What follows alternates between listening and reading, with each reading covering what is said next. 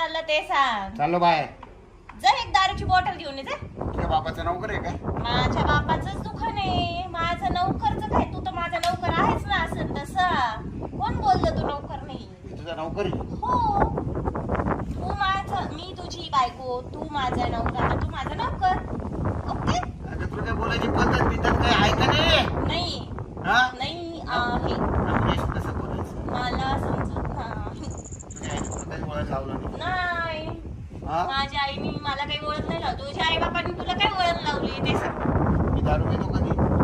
नको पिऊ, तो तुझा प्रश्न. अगं तू बाई असून दारू पितो, तुला लाज वाटायला पाहिजे. काय लाज वाटते मला? मला काहीच लाज वाटत नाही.